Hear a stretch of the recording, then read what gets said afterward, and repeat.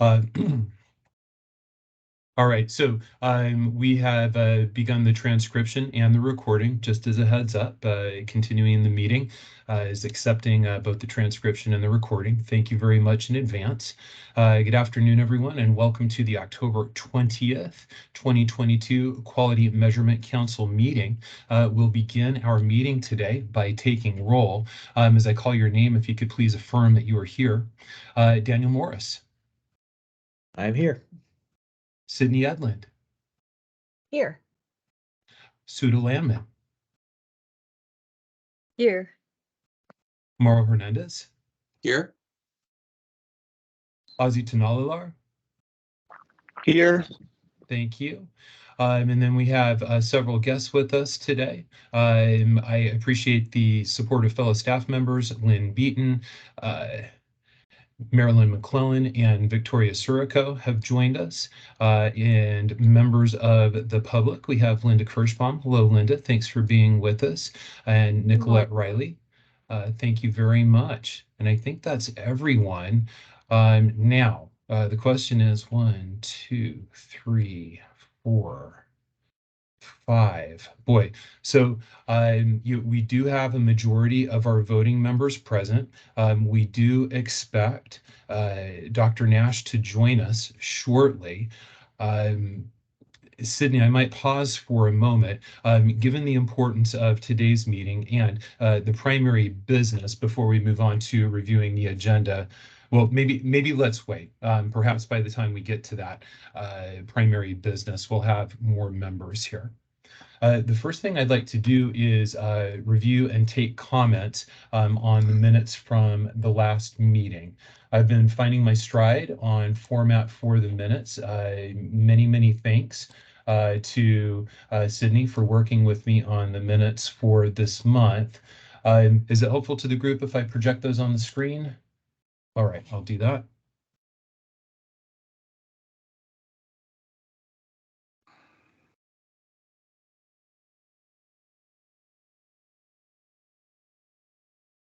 I'm already aware of the error. We all know Nicolette is with Oregon Healthcare Association. Please excuse that error. We'll get it corrected in the minutes. I'll move beyond participation to call to order and roll call. We did accept the minutes from the September meeting, or excuse me, the August meeting.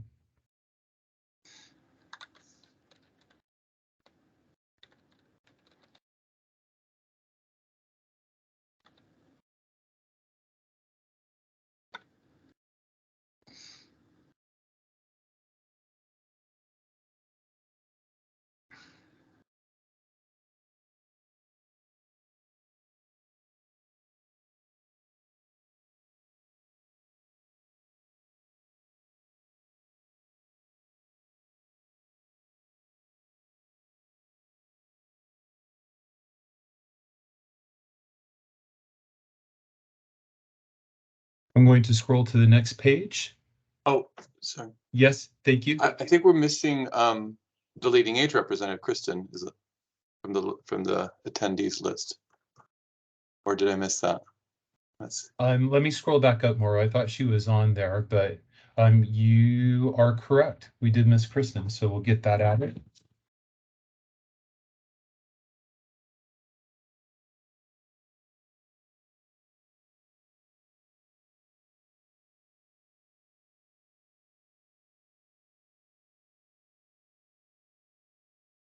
Thank you. Again, I'm going to scroll to the page we have not seen yet, so just prepare your eyes. And David, I apologize. Just go back on the earlier page. And yes, again, maybe I wasn't tracking well. I misunderstood for the review process for criteria. Were we thinking that we'd be able to come up with select measures to begin collecting next year? I thought we were talking about a process. It would take a while to get them developed and adopted. I don't remember that we were going to be actually collecting new metrics next year. I don't know if there's time for getting the data, everything set up, the materials, everything for collection next year. Yeah, no, that's a great question. I was still coming up to speed with the group. When I was drafting the minutes, my understanding was that it was still an open question regarding whether or not the committee might add an additional metrics for the 2023 reporting year. As I checked in with our chair and vice chair on that matter, they both felt very strongly that the group had established that we would run with the current metrics for the 2023 reporting year. But during calendar year 2023, the group would work to evaluate additional metrics that may be added moving forward. Thank you. Yes. And again, I think I'll scroll to, I'll give us another moment here, and I'm listening for further feedback. Thank you, everyone. I think for that summary under review process criteria for nominating metrics, we might want to say proposals for new metrics to be considered in 2023 shall be submitted, correct? Mm-hmm.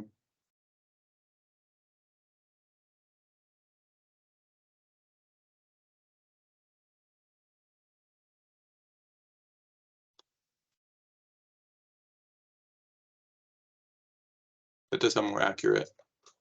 Yeah, thank you. We'll make that correction to reflect that in 2023, we'll work on the development of new metrics for consideration in reporting years, possibly beginning reporting year 2024 and moving forward. I think I stated that a little clumsily, but again, the business in 2023 is working on proposed new metrics. We may begin including new metrics as soon as reporting year 2024. If that's not clear, let's make sure we clear it up now. Absolutely fair to ask.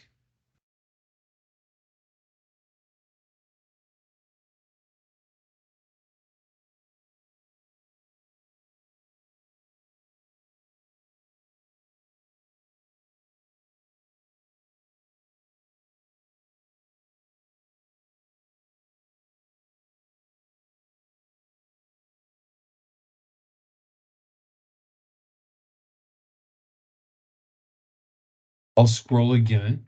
Oh, thank you, Dr. Nash. We see that you are listening. I appreciate your attendance.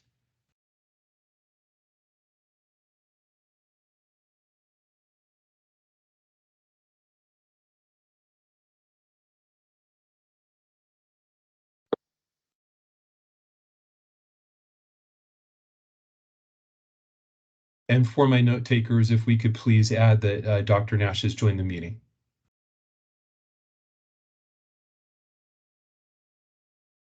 I'm going to scroll to page 3 of the minutes, please.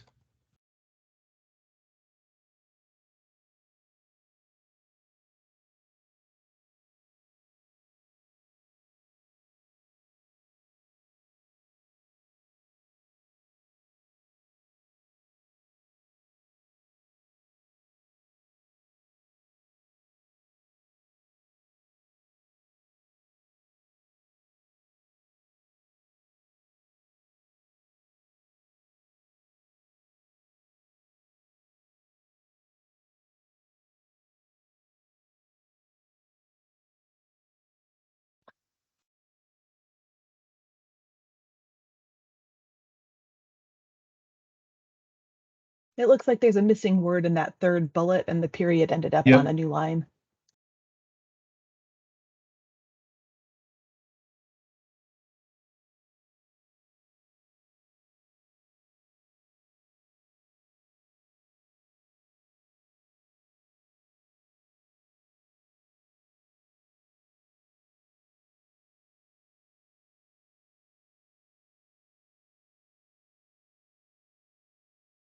I've captured that. Thank you, Sydney. I'm going to scroll again, please.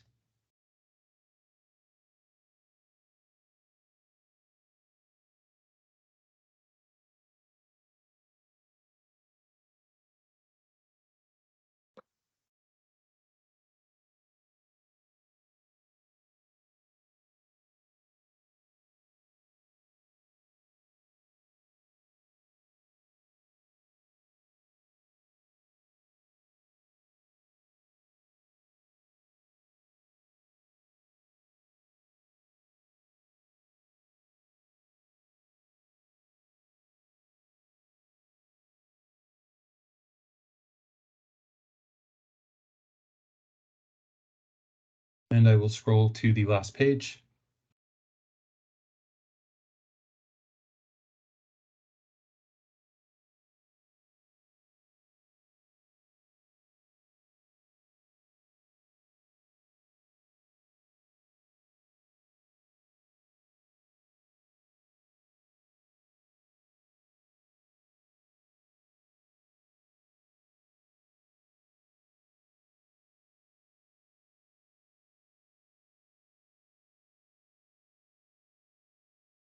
I see a second place the minutes need to be updated, and that is under the section discussion regarding new potential metrics. Currently, below the summary, the text indicates that the council is considering new metrics for the future with a current emphasis on metrics that might be added in 2023. That language will be amended to metrics that might be added in 2024.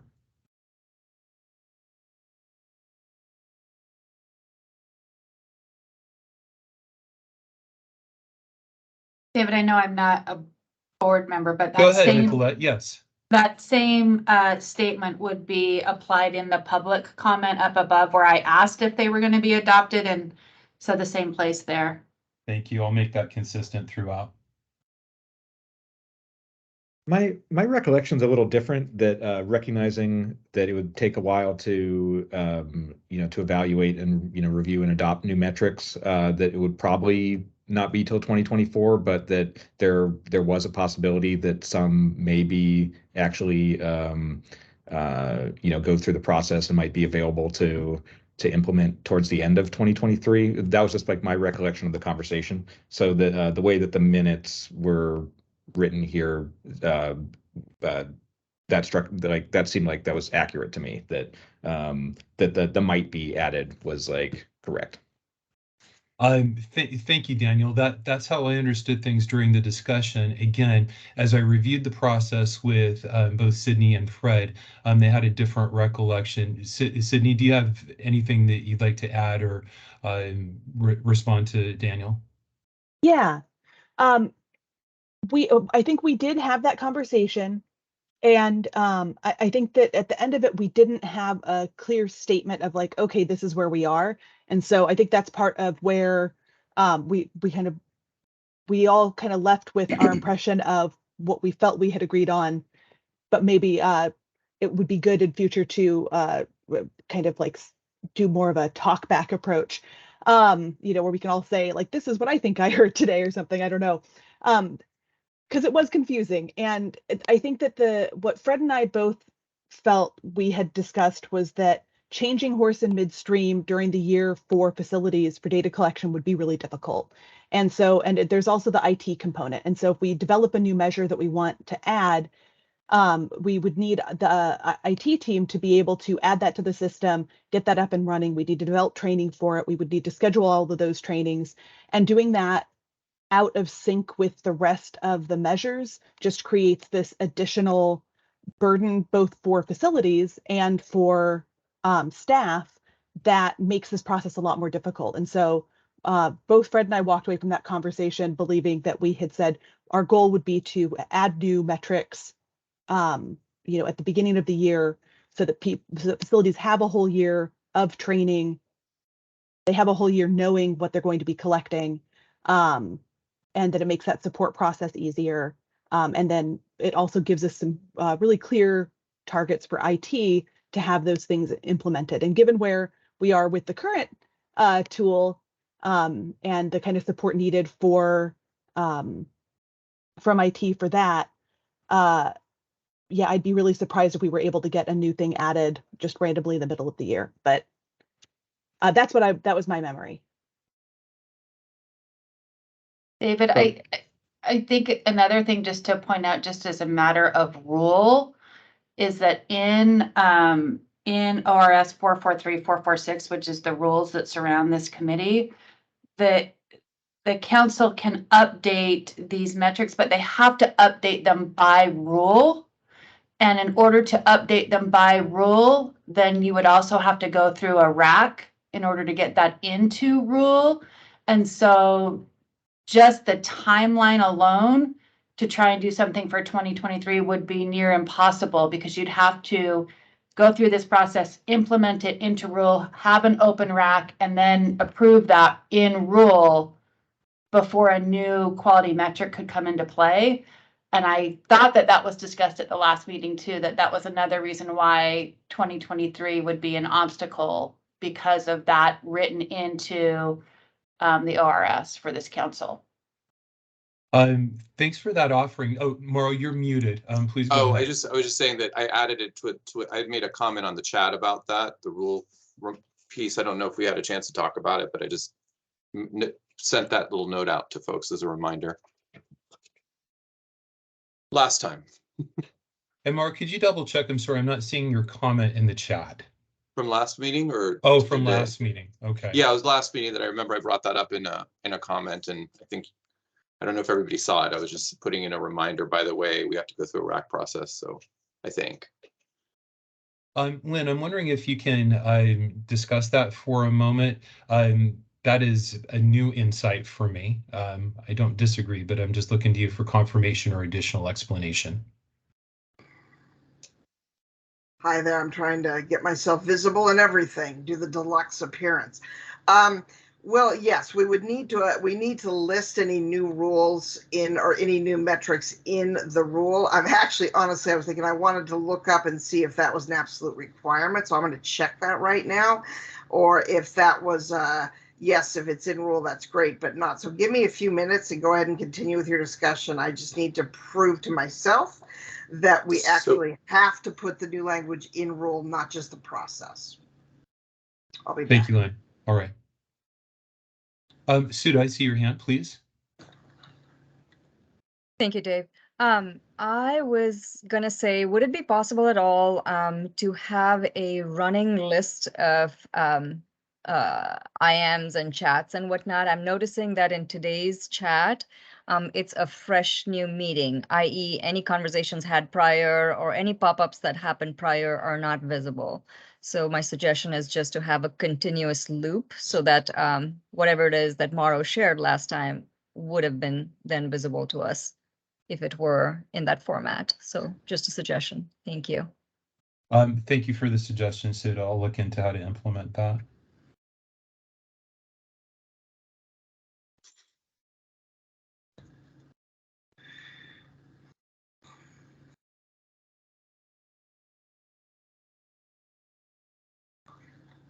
And I'm going to scroll to the end of the document.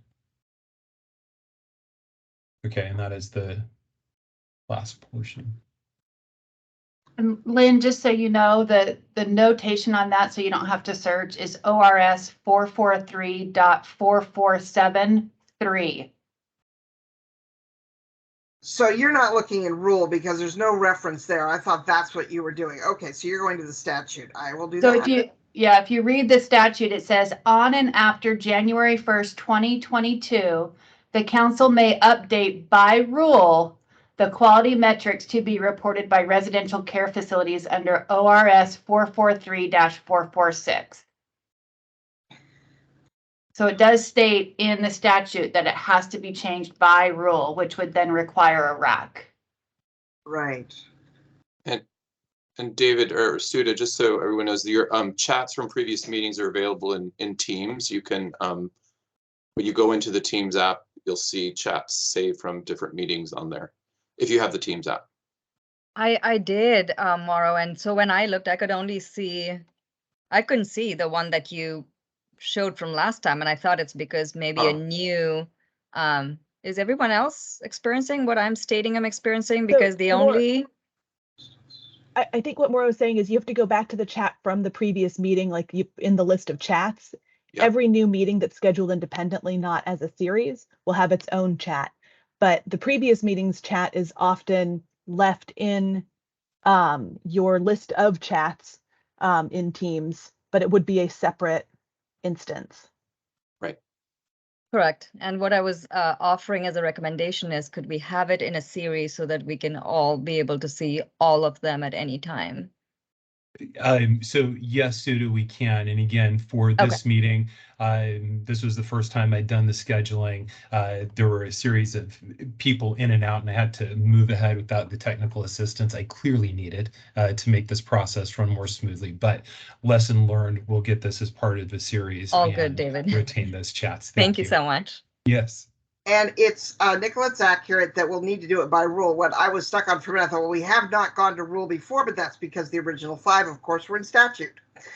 So we didn't need to, but she's quite right that if we were to amend what is in statute, we are allowed to do that, but it will need to be in rule. So that's an accurate statement. So thanks. Thank you so much for that catch. Yeah, thank you, Nicolette. So that adds a little bit to the complexity of adding new metrics. Again, Daniel, I appreciate your, sort of hearing what I heard at the last meeting and Sydney's suggestion that we use a talkback method to create additional clarity moving forward. For what it's worth, as I tried to map out what it would look like to have a new metric available for 2023, it was just not something that was possible, given the discussion around the metric, what to measure, how to operationalize it, and then develop the training materials. The timeline was so aggressive as to be either unrealistic or require an incredible amount of time outside these committee members, outside of these committee meetings for each member. Yeah, and I appreciate that it's going to take a long time to get through, or probably take a while to fully vet and and develop these things. What I've really had in mind, and this kind of latest sort of placeholder submission of that I submitted for for another proposed metric. I've just been thinking a lot about how there's some sort of basic facility information that is that skilled nursing facilities report through their various reporting methods, but we don't actually have those for CBCs, for the other community-based care, and that not necessarily things that would need to be tracked all year to be able to just report at the end of the year. So I just didn't want to close the door on the possibility of adopting some basic, just some very basic facility measures that would just help us make sense of other metrics that are being collected. And the things that wouldn't necessarily have to be gathered starting in January to be useful for the year. So so that's really where my head's at, thinking about just not precluding the possibility of collecting a couple more easy data points. But sure. But thank you I appreciate the discussion and the clarification around this. Indeed, thank you, Daniel. I think there's just a little bit of text on this last page. Sorry, there's no good way to. Let's get rid of this. When it was PDF'd with the comment, and so you'll have to update the Word document to remove the comment and re-PDF. Okay. All right, well, I'll do that later.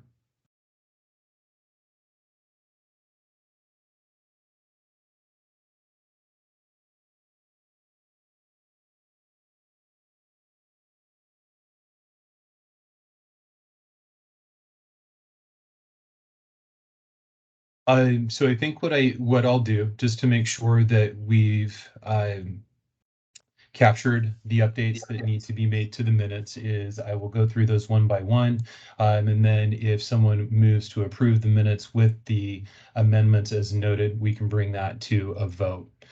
Change 1, we will correctly reflect Ms. Riley as a representative of Oregon Healthcare Association, not leading age. In the process for reviewing metrics, there are a few places where we need to clarify that we will be looking at new metrics in the year 2023 for possible collection in 2024. Daniel, I will add a note that this doesn't preclude anyone during calendar year 2023 from making a proposal or bringing a motion forward for an additional data point. I think we have a divergence of opinion on the committee, but there would be nothing stopping council member from bringing a motion forward.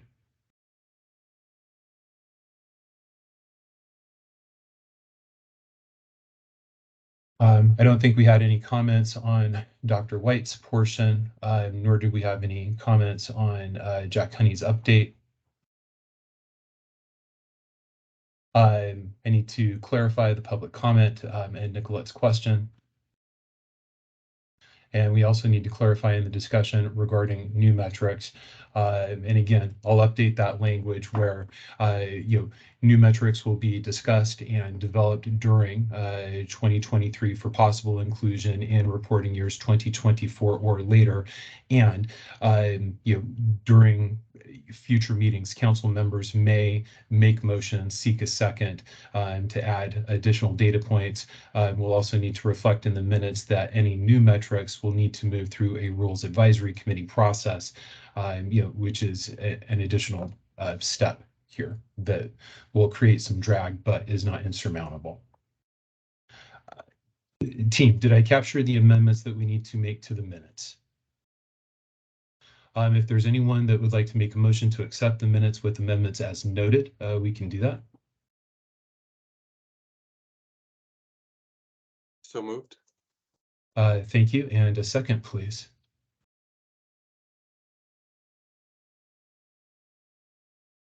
I second that motion. Thank you, Suda. So we have a motion from Morrow and a second from Suda. All in favor of approving the minutes with the amendments as discussed, please say aye. Aye. Aye. Aye. Aye. Thank you. And again, just for my note takers, let's make sure we've got an accurate count here.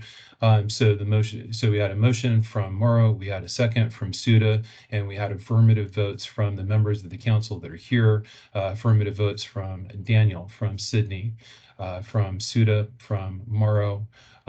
Dr. Nash, I want to make sure I captured your vote. Were you a yay on accepting the minutes with the amendments? Correct. Thank you. And Ozzy, also want to confirm your vote was a yay? Yes. Thank you, my friend. The minutes with the amendments as noted in the discussion are passed.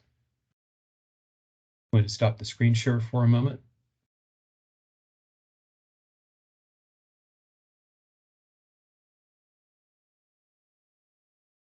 And let's put the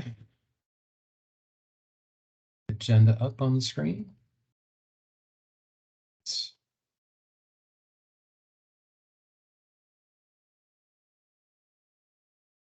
All right, so the next item on the agenda is an overview of Quality Metric Committee business from me, and I had just a few notes. So I wanted to remind the committee, if you had not seen, that we were able to get the provider guide out, and that is posted on the website under the Provider Resources tab. We held our first webinar for providers last week. That was received. I'm curious, did anyone have a chance to attend? I don't know, Nicolette or Kristen or Linda, if you were there. No? Okay. Having said that, we've got a series of future webinars coming up. And again, very shortly here, I will also have a pre-recorded narration of the PowerPoint slides also posted to the provider resources area where if someone is not able to catch one of the next 4 webinars, they'll be able to watch that in their own time. Any questions that we received at the first webinar really centered around selecting a core queue vendor. And again, I've heard from a few people that attended the webinar. It does seem like most people are going with the Castle organization because of the competitive price there.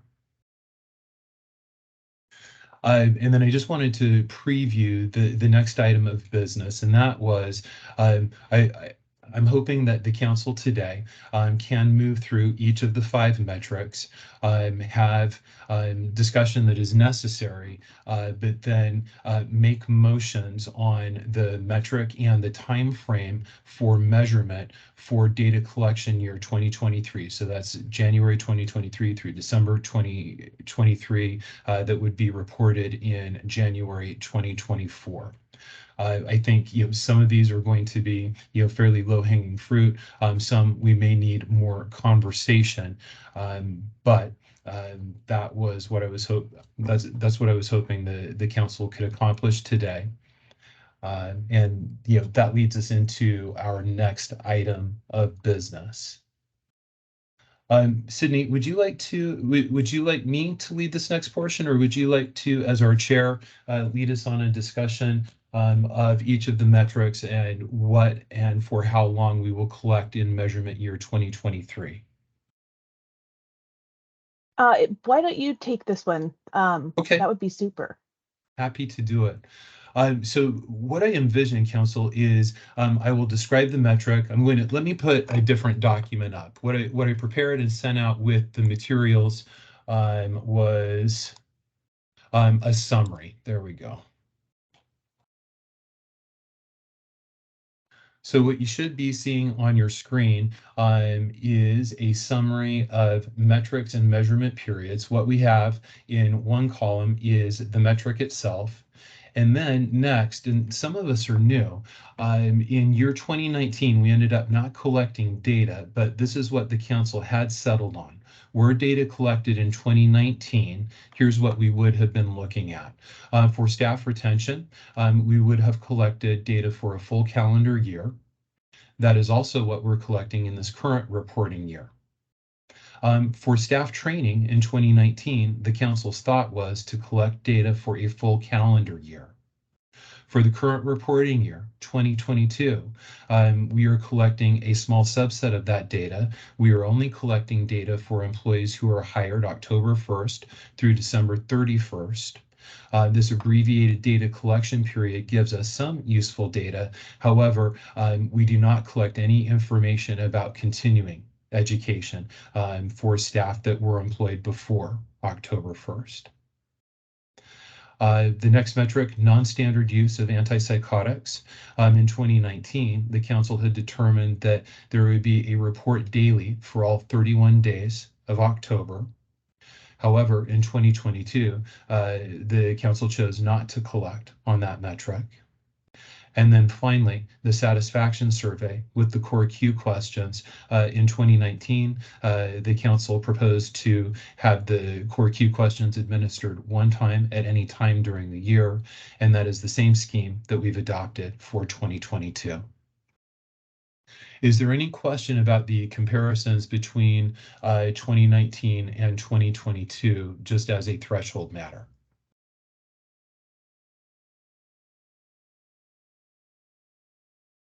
Hi, David. This is Sudha. I just wanted to, oh, so sorry. I should have done what Linda did. Raise my hand first. Let's have Linda go. Go ahead, Linda. Thank you, Linda, and then we'll hear from you, Sudha. Thank you. Go ahead, Linda. Sudha. Thank you, Linda. I just wanted to note that where we talk of non-standard use of antipsychotics, we want to definitely ensure that there's documentation, right? And I don't know if the best place is in the minutes or if we need to, I'm just saying, to be able to explain why we're doing it differently, we need to have it documented somewhere for the public to see, if that comes up for anyone as a question down the road. Agreed. Thank you, Sudha. And again, we'll capture that discussion, the key points in our minute. Linda. David, can you clarify? You said that we were not collecting in-service training as part of the staff training measure. Sure. So to clarify, we're talking about the staff training metric. And for 2022, what we're doing is we're collecting data for staff that were hired on or after October 31st, all the way through staff that were hired by no later than December 31st. So because of that abbreviated reporting period, and only looking at employees hired during that period, we would not be looking back at continuing education for staff that had been employed at facilities prior to October 1st. So anyone that, was hired before October 1st, we don't really get a view their continuing education for the data collection period 2022, that last quarter. Okay, because I believe, as it was outlined originally, that was included as part of the tracking and measure. Just for clarification, so you're just referencing 2022 only. Correct. And again, what I'm trying to do is give the group a comparison between what we have actually set out for collection in 2022 compared to what we would have set out to collect in 2019 had we proceeded with data collection. Great. Thank you. Sorry, I had a little background noise. That's okay. Some of these things are not intuitive. All right. I do have one other clarification. Please. Yes. On the antipsychotics, we were not asking them to report daily in October. We were asking them to look at the month of October, and they were reporting for like the state of affairs on October 31st, but they were supposed to be aware of all of the resident states and prescriptions in the month of October. But I don't believe that we built a thing that said like enter data for October 1st here and October 2nd here, et cetera, et cetera. It was just one value for the end of the month. You could just remove the word daily in there, and I think that. Got it. Thank you. And excuse me, the language came from the existing draft of the 2019 provider guide, but you all have more longitudinal memory than I do. Yeah. So strike out daily. This isn't a PDF the way I'm displaying it, but thanks for the clarification, Sydney. And Linda K, your hand's still up, just FYI. Thank you. All right. Any other questions about or clarifications comparing what had been proposed for 2019 and what we're actually collecting in 2022? All right. I think now the more difficult portion begins. I'll begin the discussion with what shall the group collect regarding staff retention in data collection year 2023. People can either raise their hands to begin a discussion, or someone can make a motion. This may be a measure where we're collecting a full calendar year in 2022, and that's the way the council feels we should proceed in 2023. So I'll hold back and either let someone raise their hand to begin a discussion or make a motion.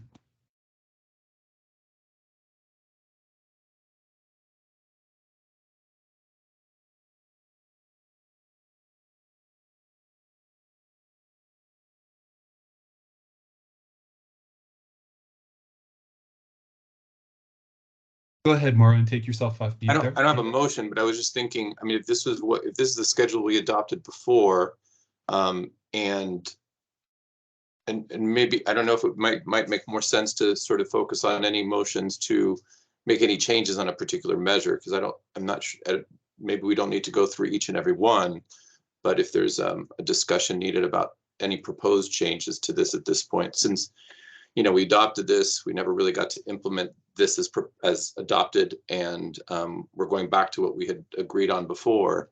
Maybe this is just a discussion about what changes or change might be worth discussing for 2023. What I'm thinking about is the use of antipsychotics. That might be something worth revisiting. Absolutely.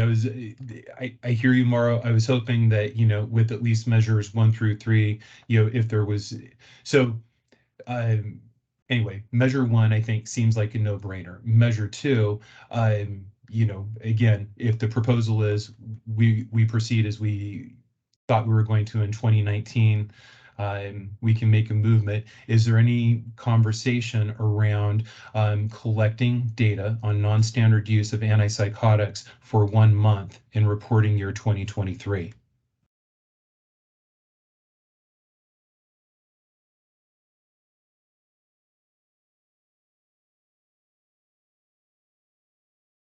So if I'm remembering correctly, the reason why we decided to not include antipsychotics in 2022 was, again, kind of recognizing that it is the measure where there's kind of the least infrastructure set up to do this data collection in facilities. And so it was really, the goal was to give facilities just that little bit more of a buffer to get back to, kind of the ability to do more of this. So for me personally, I would, I think it'd be good to return to what we had intended initially for that, for 2023, given that hopefully that's enough time for facilities to be able to do that work.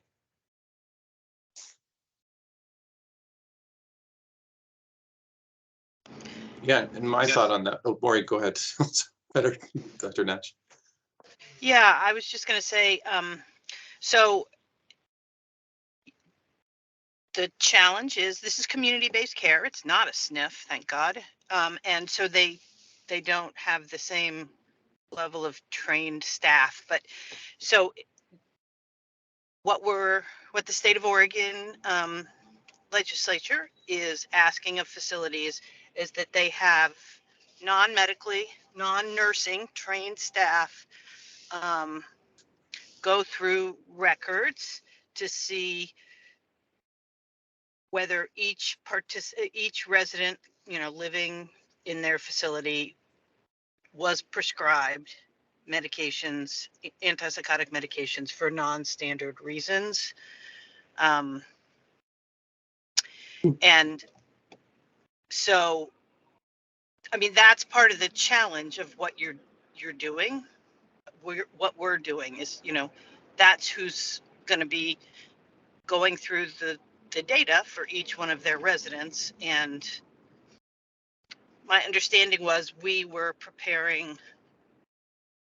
had prepared, some education materials for facilities around that. But because that process itself is prone to all sorts of data errors and is always going to require, hands-on review one by one by one. I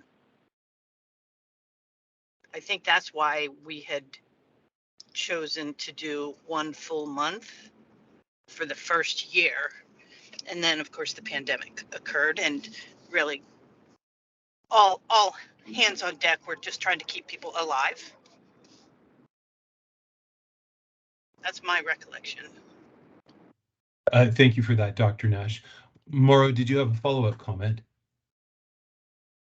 Sorry, I was just gonna, I mean, to Dr. Nash's point, I think we have an opportunity to spend some time discussing this measure further, maybe at the next meeting, just to kind of review the measure and see if any changes would, I mean, this is not my content of expertise, whether there might be any helpful modifications to what we're collecting. Actually, we're asking to be reported on this measure. I don't know that there's, I mean, just some discussion. This is the one I think that's the most where there seems to be a lot more concern about, like we were talking about before, the unintended consequences and some of the data collection challenges that Dr. Nash noted. So I think it might be a good time to review what we're actually asking folks to report and how. Again, there's not a lot of time, and I'm thinking we can modify the measure, but from the rule process, I don't think we can eliminate it maybe. So if we want to pause on it, I think we just need to decide how we want to proceed with what's collected next year on this measure. And are we going to require it for 12 months or 1 month or 1 quarter? I think that, that's would make a little bit more sense than changing the measure for next year, to me anyway. And yeah, I'm happy to prepare potential educational material or anything that would be useful and submit it to the council for review, whatever would be useful. I just, to summarize the reason that the statute doesn't use CMS language based on data prior to 1987, which is where CMS's review of antipsychotic data comes from.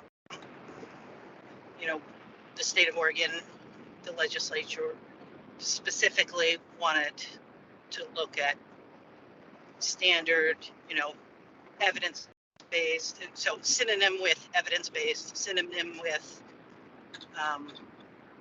you know, review of how these are appropriately used in the community. Thank you, Dr. Nash. And just to clarify, because you can't see the screen, in 2019, the council was prepared to collect data on non-standard use of the antipsychotics for 1 month, the month of October. Lynn, you had a comment, and then I see Nicolette, your hand as well. Yes. So we're not requiring facilities to collect anything on this metric for 2022. I was just asked that question and the answer is no. But for 2023, the discussion is, do you want to go back to the original metric the way it was drafted for 2019? Just to remind folks, what we did was provide, and this came from Dr. Nash, a list of medications that the facility should go through the list, and then they have a 2-step process. The first is any resident who is on that list for a standard use.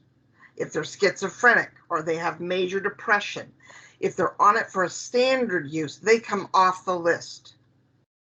So that all that will be reported are those residents on one of those medications for a non-standard use.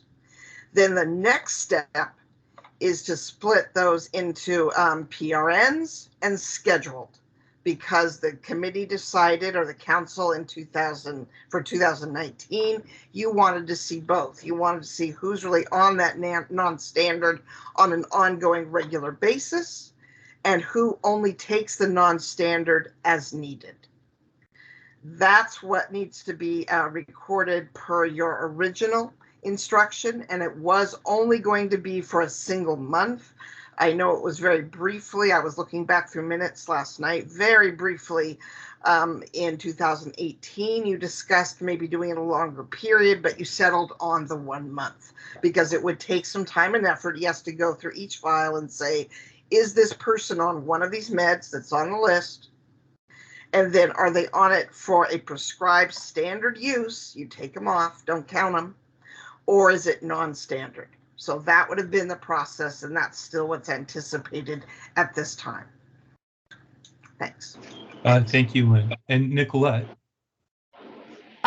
So I appreciate this conversation, and I appreciate Lynn's clarification, because again, I'm being the rule junkie here. I don't think we have the ability not to gather information on this, because these particular 5 are in statute that you have to collect it. I think this council has the ability to modify like what they're collecting, but to choose just not to collect it at all, I think that violates statute. And I would love to hear what maybe Sudha or Lynn, what your thoughts are around that, but I don't think this committee has the authority to choose not to collect something that is in statute. And I think that's why we were doing the yes, no, correct? Yeah, because you can that we're still collecting some data, so you still are in compliance with the statute. But the way I'm looking at this right now, if we're not going to measure it at all for 2022, I think that violates statute. I agree with, yeah, I think that, yes. I mean, there are, of course, reasons for suspending it for the 1 year. And I frankly think the reasons are valid. I think they are the same reasons, are largely the same that we just went to yes, no. Yes, it's for the training. So I hear you. But I think that can be explained, although maybe somebody would challenge us and maybe we would get a complaint stating that we had to. So I don't know. And this this is Dr. Nash, and I really apologize because this meeting wasn't on my calendar. So I am driving to see a patient. So I apologize. I can't raise my hand and I'm in a car. Go ahead. We can hear you fine. Okay. So let us not forget that there was a public health emergency declared, which is actually still in force, and will be renewed or not. A decision will be made in January 2023. So we are still in a public health emergency. And I would respectfully remind the council that where people died in the state of Oregon during the public health emergency was community-based care and skilled nursing facilities, congregate care settings where frail older adults live. And I think I said this last year or 2 years ago, but I would respectfully request that we make sure to document so that it is part of our documentation that the public health emergency and having the focus be on preserving the life of people living in congregate care who were endangered by COVID-19 was a public health emphasis that the Council on Quality Metrics wanted to support, and this forced us to make major modifications to what we had planned and trained and had ready to roll out and implement. I don't know how many people on the council were in community-based care and saw and see the level of PPE people have to wear, the level of attention people, the staff in those buildings are taking, despite being understaffed because of workforce shortages, to preserve the life of the people that they care for.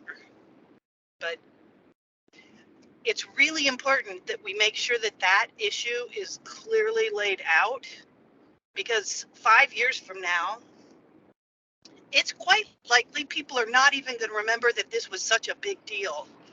But I can assure you, as a person who has been in and out of community-based care over the last several years, it is a huge deal. Staff members have died. Staff members' families have died. Residents have died. Residents have been very ill. And the impact cannot be understated. I don't think. It can't be overstated. Because, COVID-19 consumed all of us involved in caring for frail older adults in 2020 and 2021 to a higher and greater degree than any other thing ever in any of our lives. And that is certainly lessening thanks to vaccines, etc. But the impact is still there. Community-based care are still having to do multiple rounds of testing of every single resident for COVID. They're still having to go in and out of all sorts of personal protective equipment and various other things.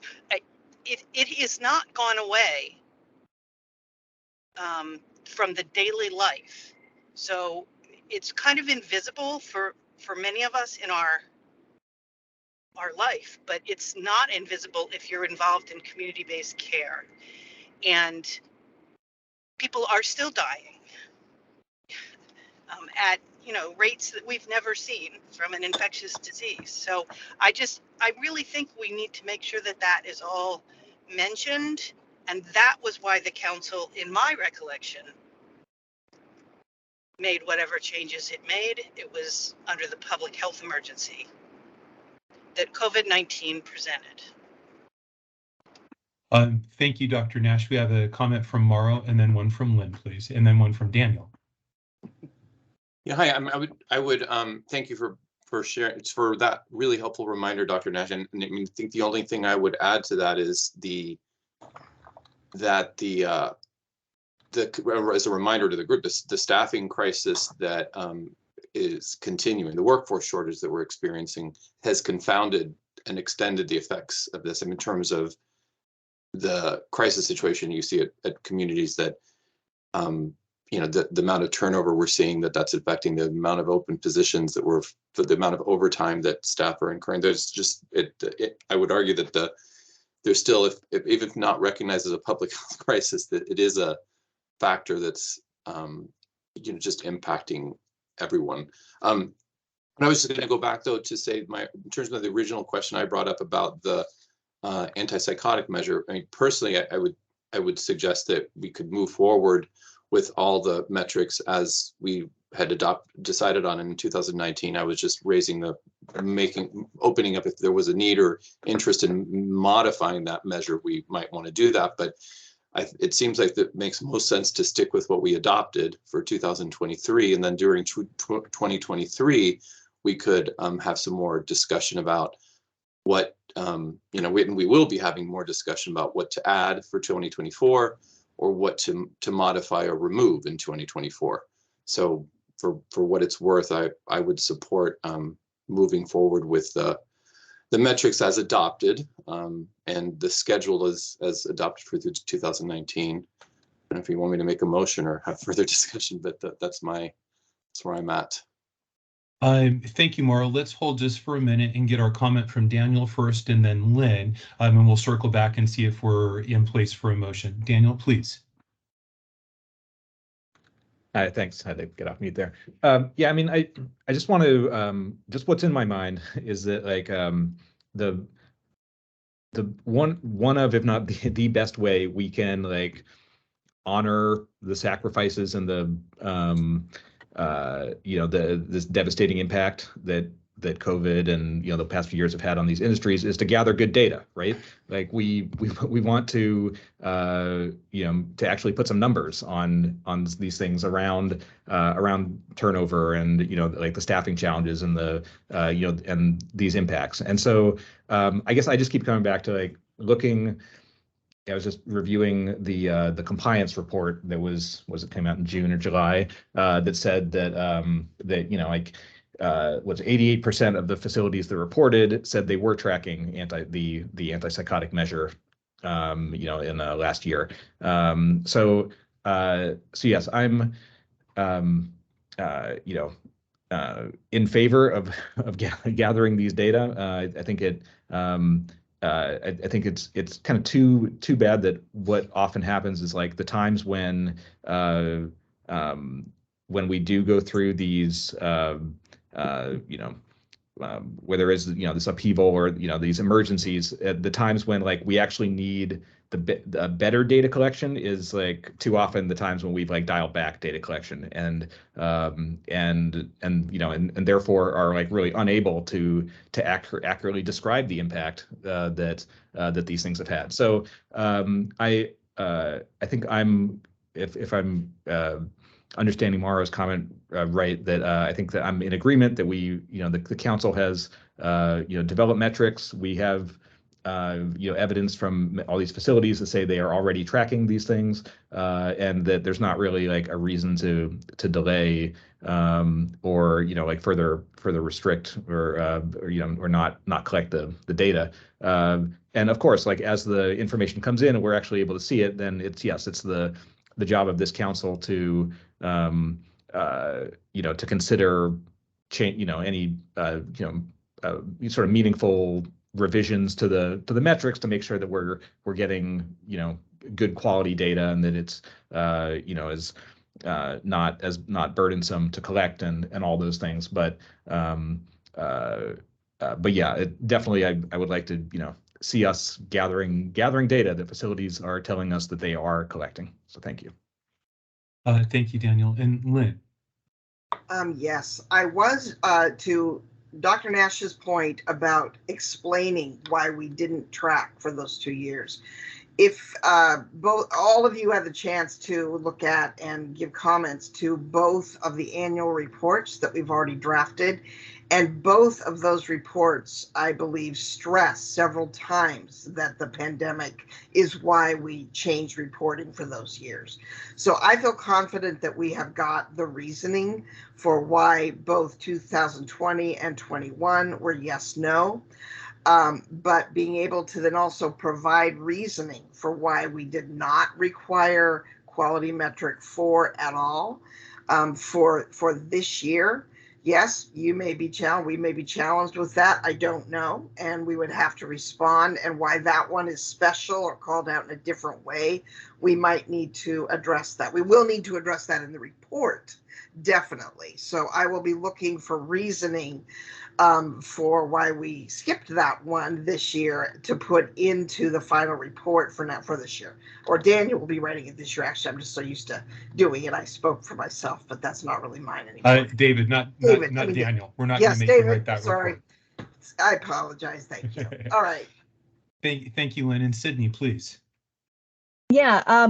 So it had completely slipped my notice that we needed to make changes in rule, and I feel deep regret about that, because what we should have done is for non-standard use of antipsychotics, we should have left that a yes, no. And since no data has been submitted for 2022, that doesn't happen until January. Is there still an opportunity to update our request from IT to just leave measure 4 alone, do it the same way they did in 2020 and 2021? So they would say yes, no, they're still, whether they're collecting it or not, then we would not be out of compliance with the statute. I'm thinking on that, Sydney. The only place I think we'd have to backpedal is in my provider support materials. And I'm sorry I missed this myself. I told providers they did not have to report. I'd look to Nicolette and Kristen. My sense is, and Mauro, my sense is it wouldn't be a huge lift to correct and just ask facilities for reporting year 2022, report a yes or a no on measure 4, non-standard use of antipsychotics. But that's my thought. I don't think it's too late to ask IT to do that. I think the people we'd be asking the most of are providers. And again, we're asking them to report on a yes or no question for data collection year 2022. Any thoughts, cautions, or advice on that matter? This is Nicolette. I don't think it would be hard to change, David. I think as long as we changed it in the presentations that you're doing and in the guide, I think that should be fine. And they're used to, yeah, I think that would be fine. All right. I appreciate that. And Suda, please. Thank you, David. Couple things are coming up for me. Yeah, I had brought up the fact earlier regarding explanations for why not, right? The why not measuring. I feel in a much better place now hearing what Sydney just said. So to leave it in seems like the thing to do, especially the validating fact that Daniel just brought up was the 88% of providers did provide that information. They did respond yes, no. So the other thing that comes to mind is in the statute, and then again in the rule, we talk about it needs to be not burdensome to collect. What we don't reference, to my knowledge, and I could be wrong, I'd be grateful if someone would redirect me if that is not the case. But the thing that we don't talk about is unintended consequences. And as I seem to recall from past conversations, the measure regarding antipsychotics, there was an element of that. If that perhaps was the primary and maybe even the only element, was the unintended consequences, as I'm recalling it. So that's the piece I feel that's not represented. Oh, was someone going to say something? Okay. I thought I heard a voice. The voice was in my head. So that's all I want to say. One, I'm feeling much better about actually continuing with the non-standard use of antipsychotics and leaving it as is. And even if it's going to require the backpedaling that you mentioned, David, you're right. It seems somewhat minimal in the big scheme of things. Thank you. Yeah, thank you, Sudha. And the only thing I would amend is our statute talks about data collection being unduly burdensome. And so this group has had lots of conversations about, what that phrase means. And, generally, I think we've settled on, is the data of the value proportionate to the burden of collecting it amongst some of the other fine points there. Thank you. And you're right, there have been extensive conversations about the one unintended consequence of, potentially discouraging providers from accepting residents who were using antipsychotic medications for non-standard uses. Again, I think the proposal we're about to get to for a vote is collecting just for 1 month in collection year 2023. Again, looking at that in combination with the observation from the compliance report that 88% of our providers are already collecting that data, I think there's an argument to be made that if we were going to see that unintended consequence, we would be seeing it. I don't know. It's hard to imagine an impact of any significant magnitude on collecting a yes or no again in 2022, or even actual incidents of use for 1 month in 2023. But I'll leave that for the group's conversation and consideration. Yeah, David, the last thing I want to say is I don't want to lose this conversation, though, this thread of conversation about unintended consequences, especially regarding that particular measure. I don't want us to forget about it.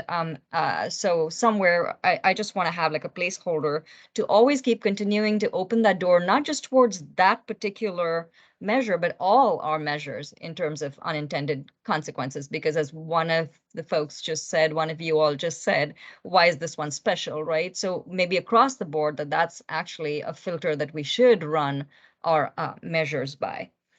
So thank you. Thank you. Thank you. I think we've had a robust conversation, and we may be in a position for someone to make a motion about data collection for 2022. Again, one possible motion is for someone to move that we collect data as was proposed in 2019. And if we get to that motion, I'm happy to review each measure in turn to make sure the specifics are on the record. But they are on the screen, the share screen. The only adjustment is on the line non-standard use of antipsychotics. We would remove the word daily, so it would read in toto, report for all 31 days of October on non-standard use of antipsychotic medications.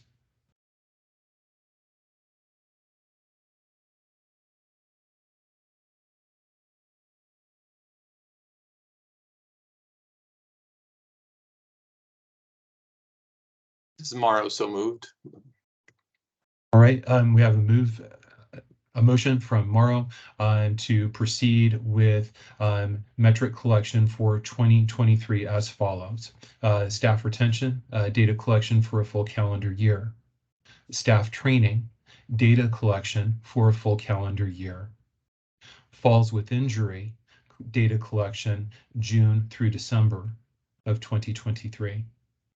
Non-standard use of antipsychotics, report for all 31 days of October 2023. And finally, the satisfaction survey, one time during the year at any time during 2023. Is there a second for that motion? This is Maureen Nash. I'll second. Thank you for that second. We'll bring the proposal to the council members. All in favor, please affirm by saying aye, or very helpful to me, raising your hand on the screen. Otherwise, I'll just make sure I confirm every individual's vote. Ozzy, I've got your affirmative. Morrow, I have your affirmative. Sydney, I have your affirmative.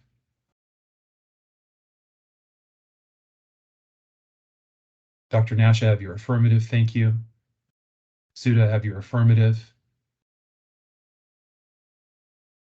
And Daniel, I want to confirm your vote. I'm a no on this. Thank you. Thank you. We have a no. So let's see.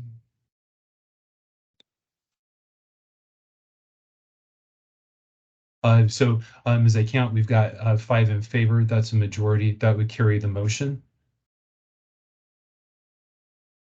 Can I ask Daniel what you would want to see different?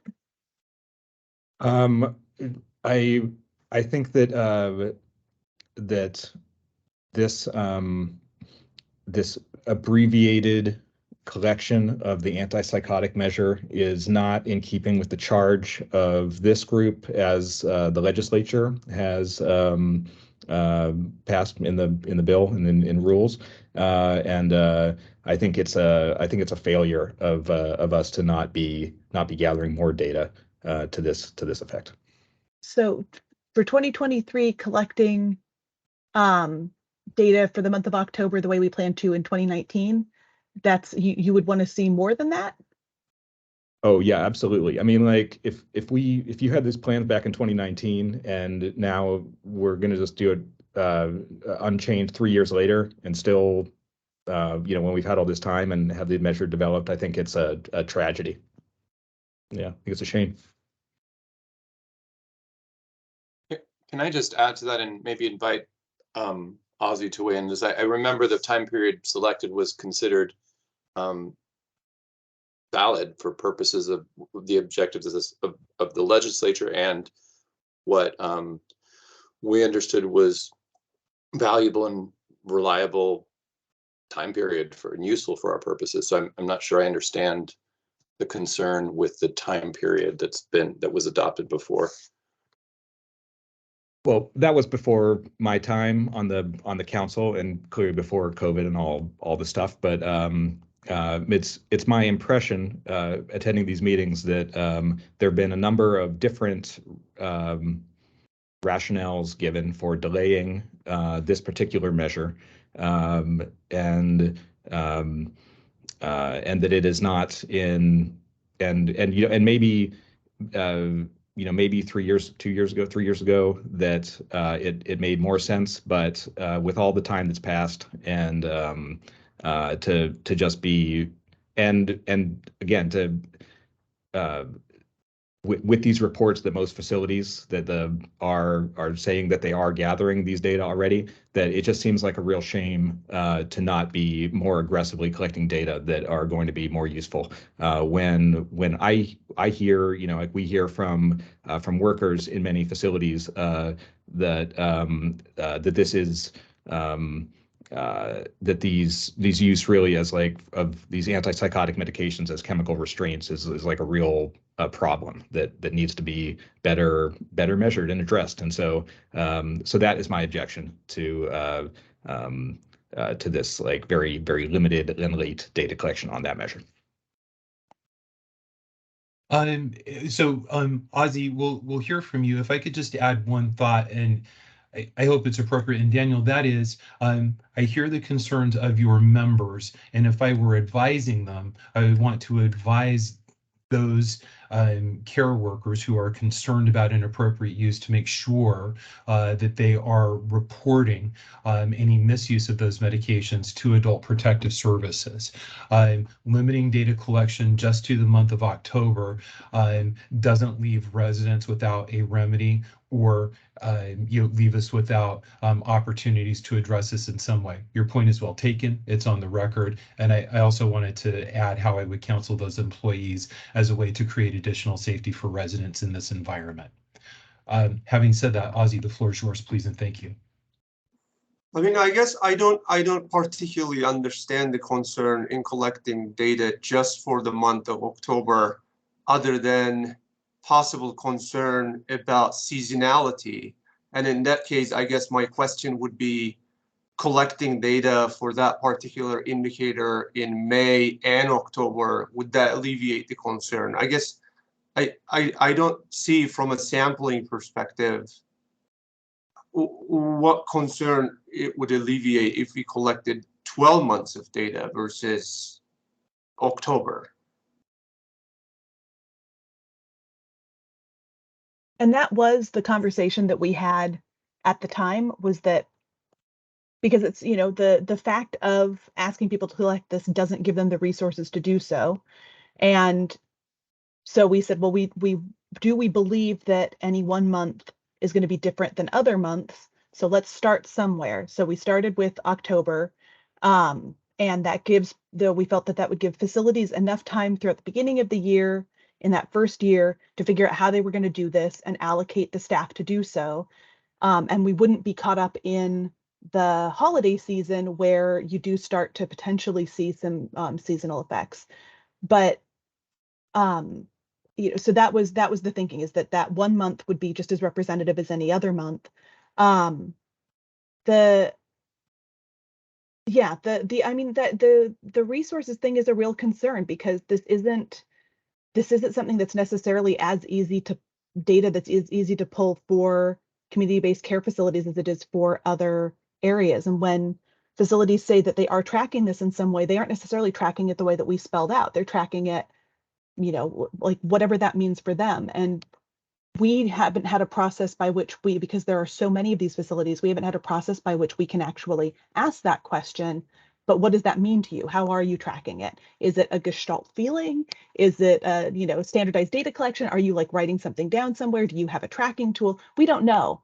And so that's the other piece of this, is how many of the facilities that believe they're tracking it now, when they go to do so in the way that we have set forth, how many of them are going to find that in fact they are not tracking it the same way and that they have to revise their systems. So we also wanted to give people the opportunity to make those changes.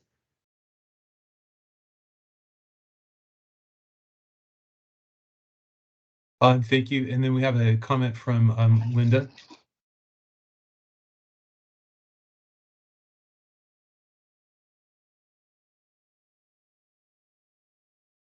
Linda Kirschbaum, if you'd like to add your comment.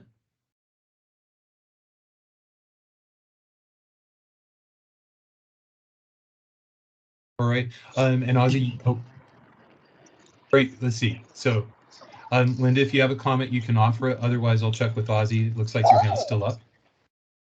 Yeah, so just to confirm though, like I did not misunderstand here. We are going to collect the data as specified. We are not just asking yes or no. We are actually going to go ahead and collect the non-standard use of antipsychotics as it was developed in 2019 to be measured, but just for the month of October instead of 12 months, because that's the only alternative here, right? So that is my understanding, Ozzy, and I'll ask people if they have a different understanding. But using that talkback method that Sydney suggested at the beginning of the meeting, we've made 2 adjustments to this measure for 2 different years. So the first one is for the reporting year that we are in, 2022. We're going to do a quick change and ask that providers report yes or no answers for reporting year 2022 on whether or not they are collecting data regarding non-standard use of antipsychotics. The motion that was carried by a majority of the group for reporting year 2023 is that data will be collected on non-standard use of antipsychotics for the month of October 2023. All right. And David, if I could add, just to clarify, Yes. what I think that Ozzy was saying is, and this time in 2023, that measure would not be a yes/no. It would be as specified prior, correct? Correct. We would collect actual data on the incident of use. Okay, good. Thank you. All right. Yeah. Thank you, Sudha. All right. Are there any other comments? Again, Linda, indicate your hands up. If you'd like to speak, go ahead. You're on mute currently.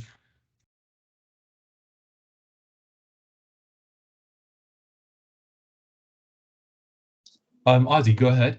Sorry. Just, I know we share a Zotero space, and I would love, I mean, Daniel, Sydney, I would love to see if there is any evidence out there in the published literature that if there is seasonality in any of these measures, I would love to reconsider. I just haven't seen anything to that effect. I haven't either, and I think we did look that up at the time. Yeah, and if council members, have that evidence, I think it would be great to have it and then discuss it and then, address it in some way. It still doesn't have to be 12 months, but like I said, if seasonality is a concern, fall is a more conservative month, then I don't know, spring or something. I think there are other ways. There is a way, I think, to balance data needs with respondent burden. Thank you for that, Ozzy. So team, this feels like a natural place to take a 10-minute break. We were scheduled to do that on the agenda at 11 o'clock. We're just a few minutes early. Unless there's objection or further conversation, what I'll do is I'll suspend the meeting. I'll throw a visual timer up on the screen so we can share information, and we'll regroup in 10 minutes. Thank you. This was big decision making that puts us in a great position to start preparing training materials to make the 2023 data collection year our best yet in this process. So thank you, and I will see you in 10 minutes. Thank you. Thank you.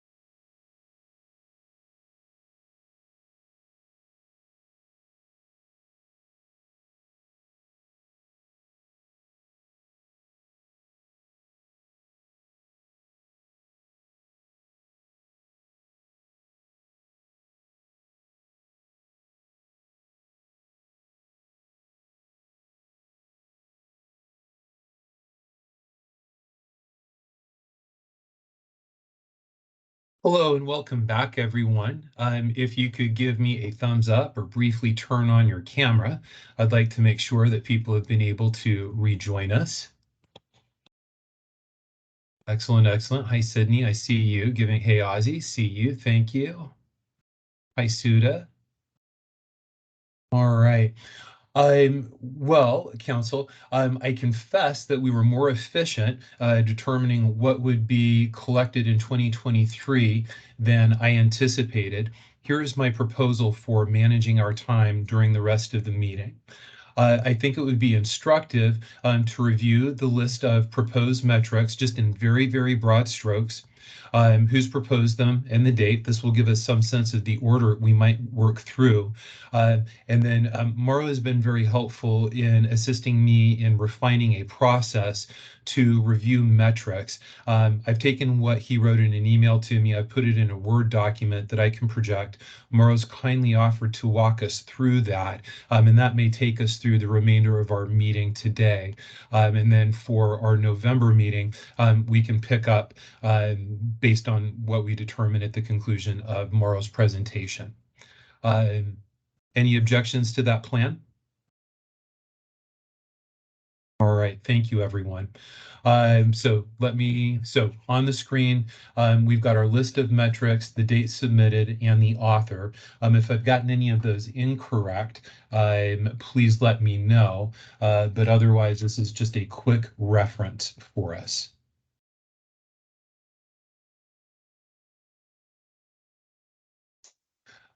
So I'll just read the metrics in the order they've been proposed. So we have catheter left in bag too long, infections, pressure ulcers, use of physical restraints, vaccinations for influenza and pneumococcal infection. There was a proposal to measure something about resident-to-resident bullying, the number of group activities for residents conducted per year, the percentage of rate increase in the past year, that is an increase in both the base rate and the service rate. And then finally, a proposal for collection of staffing and census data. The other thing that I will add is one of my side projects to support the council in this work is better understanding what pieces of data are being collected around DHS and OHA. And I hope as we move into more robust conversations about what we might add to or substitute out in our list of metrics in future years, I may be able to inform the group on, for example, I just learned that there's a group that's been collecting weekly data on staffing from community-based care facilities.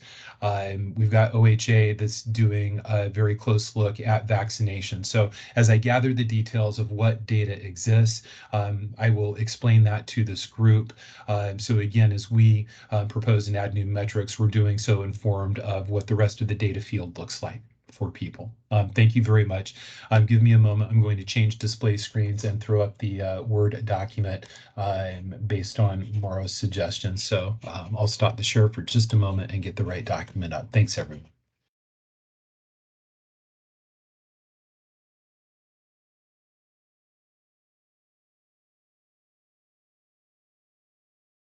Going back to the screen share.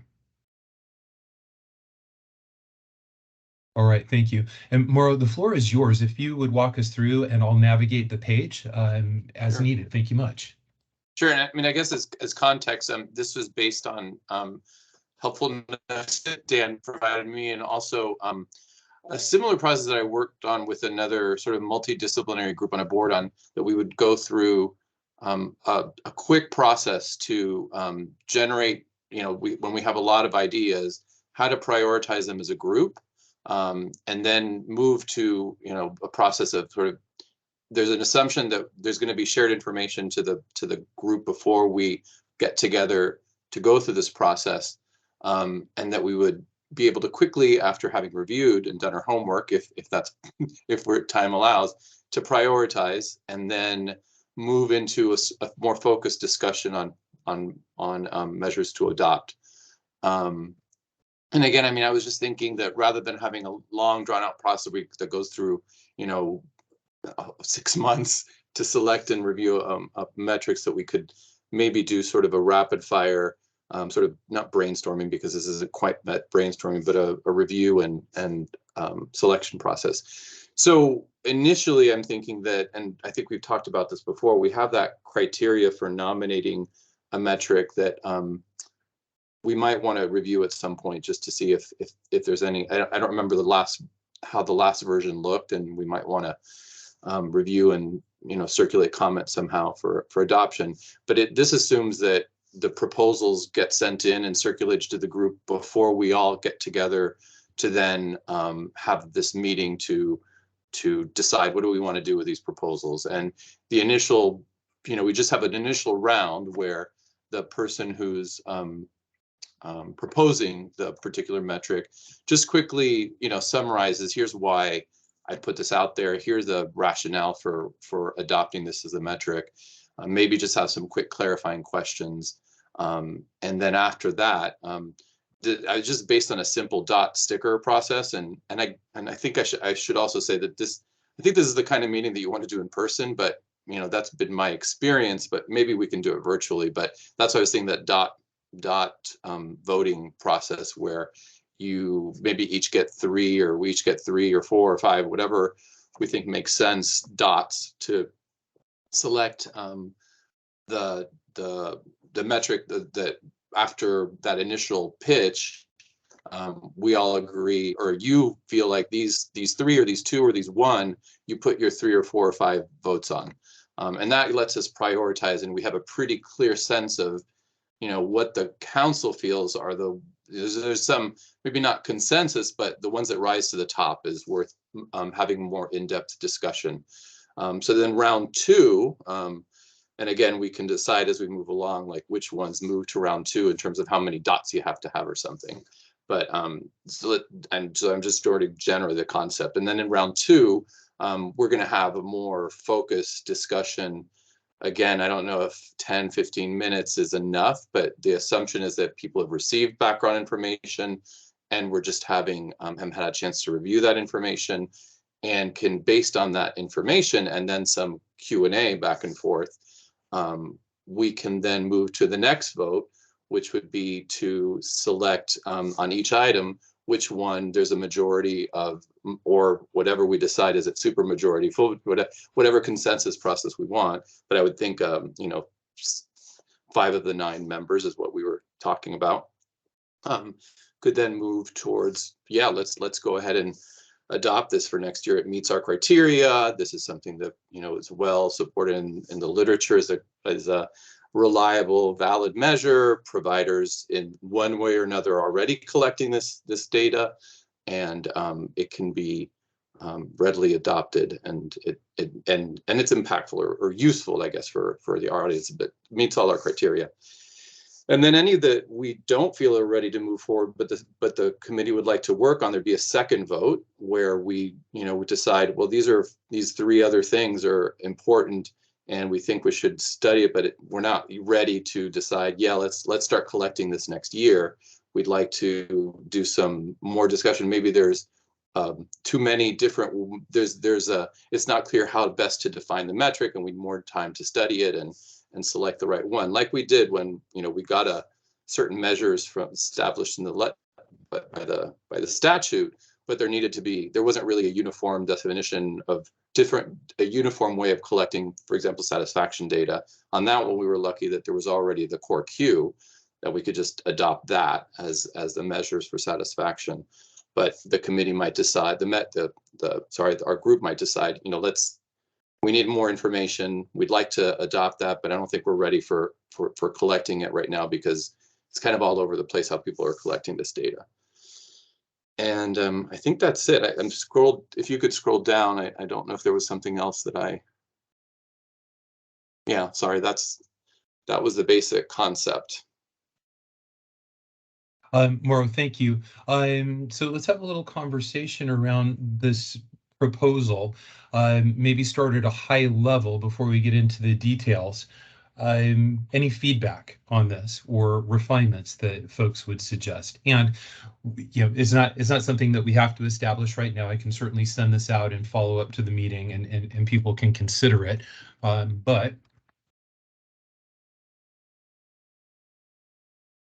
can I just add one point, because a footnote I added somewhere that I'm not sure shows up in terms of adoption. Oh yeah, it did go through. Yeah.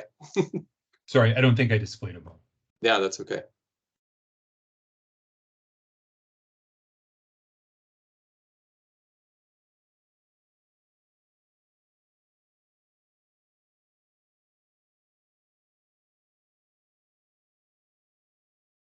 Again, in terms of process, I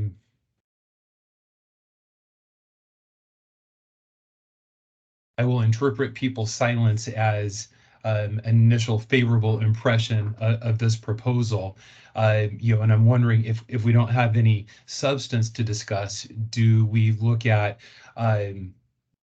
scheduling an in-person or hybrid meeting to facilitate the dot voting process for our next meeting? And again, in terms of location, I think potentially we could secure a location at the Lloyd Center, Oregon State office building. Alternatively, DHS has a facility in the Tualatin area. And of course, there is the DHS facilities in Salem. But I'm guessing something north of Salem is probably helpful for the rest of the group. Oh, Suda, excuse me if I didn't see your hand until now. And then Sydney, thank you. Suda, Thank go you, ahead. David. Yes. Oh, sorry. I just wanted to, okay, so let me back up for a second. I was trying to process what was just imparted to us, and I will confess that I spent the first couple of minutes desperately looking for it in, in your email, and only later realized it's not. Yeah. So it took me a minute to track. And now that I have tracked some part of it, not all of it, I'm curious as to what that footnote represents. When we say, when we're talking about the regulatory review process, what are we saying? That this entire proposal will need to go through? Yeah, I think it was tied to, I'm sorry, where is it's under the first vote. So each member gets one vote measure to proceed with potentially, I added. David, your language had adopting, and I just footnoted that I added potentially because I don't know what the rule process would end up with. So that was it. Okay, so when you were saying regulatory review process, you were saying just using our rule and statute as yardsticks as we do this. Yeah, I just understood, and maybe I'm misreading the statute language that I heard earlier, that if we want to add a new measure, that it needs to go through a RAC process, and I haven't been part of that in a while, but that was my understanding. Okay, all right. Thank you for that clarification. I appreciate it. Thank you for putting it together, by the way. It gives us a great starting place. And again, I will get a copy of this to everyone following this meeting. Excuse me, this was a late developing process here. Sydney. Yeah, Mauro, thank you so much for throwing this together. I super appreciate it. I think this is a good starting place to move forward with talking about measures. I think one thing that we do need, though, is an overarching concept of like, what is the goal of our quality measurement? Because if we end up with a bunch of measures in completely disparate areas, and there isn't a coherent theory of how they're going to help providers improve or how they're going to help consumers make the right choice for them about a facility, then we wouldn't be achieving the overall goal of the legislation. So I think that there is a conversation to be had there about what is the what are our overarching values, so that as we are presented, we can kind of say, and this measure plugs into that in this way. Because the criteria are great for looking at an individual measure, but we don't have an overarching kind of stated, shared vision of the goal of the program, I think, or at least not we have what's articulated in statute, which is that it should help consumers, it should help providers do a comparison. But beyond that, I feel like it might be valuable to spell that out a little bit more. And then my other question is kind of related to what Suda was asking.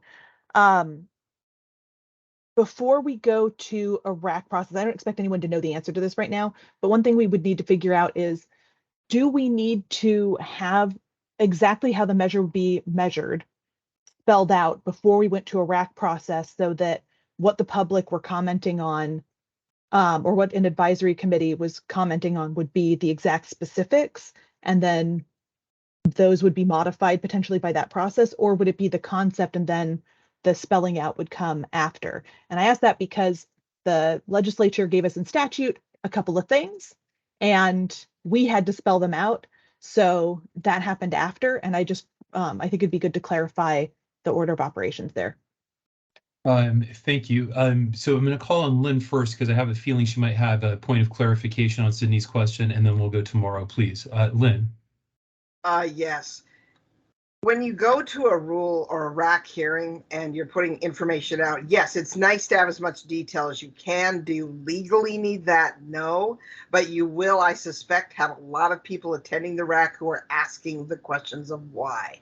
Why are you tracking this? Or they're saying this is difficult, or why aren't you looking at more or less? So we will need, I think, to be prepared before the RAC, just because of the reality of what a RAC is like. But legally, as soon as we have presented the data and we've given people a chance to comment, you could still move forward with adopting it. Again, it's more of I just don't recommend doing it without the reasoning in place, or at least some of it. But do you legally need it in advance? No. Thank you, Lynn. And then Mauro, please. Yeah, I was just going to echo, I guess, Sydney's suggestion, and I brought this up either last meeting or the week before, the month before, how it really, I still feel it would be helpful before we go through this proposal and selection process as a group to get together and have a more strategic discussion about, where are the gaps, what's with the limited data we've already received, though, we have an opportunity to have both take this group in a certain direction if we have some consensus around that, about what, as Sydney said, what are we trying to accomplish in the coming year in terms of what we want to add, what we at the general level. And I think as a group, it would help each of us as we're working on proposals to have a sense of where we are as a group. I mean, that's not to say that folks can't propose something that we haven't agreed as a priority, but if we all agree that this particular measure really isn't useful after having reviewed the data, and we'd be better served collecting information about A, B, and C.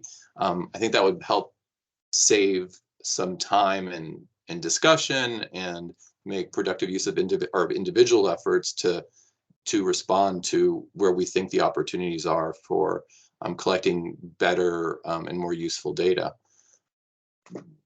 Sort of almost like an RFI, but not really a request for proposal. But I think that's sometimes helpful. Okay, and so Mauro, is your suggestion that maybe that would be the business of the next meeting before we move to the dot voting process we reviewed previously? I think it would be helpful. I mean, but that's just me. And I I just wanted to make sure that I clarified kind of the order of events. And Daniel, please. Oh, I was just going to ask a question just to clarify if the rulemaking process was a requirement of the statute, but I did look it up and it does say that it is, so that the council may update by rule the quality metrics to be reported. So I answered my question there. All right, thanks. Sure. Thank you. It's good for all of us. All right.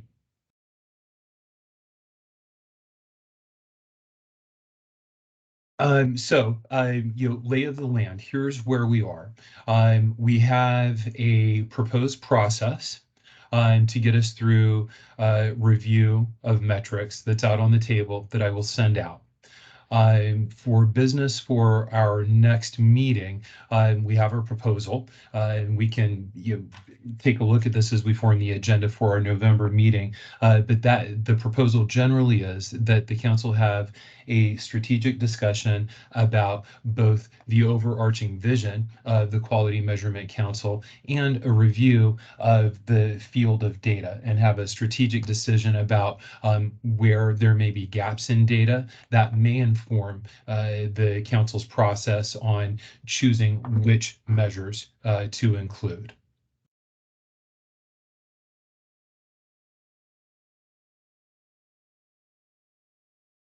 Okay. That sounds correct. Thank you. I appreciate a little bit of confirmation there. All right. I'm going to flip back to our agenda just to reorient myself here.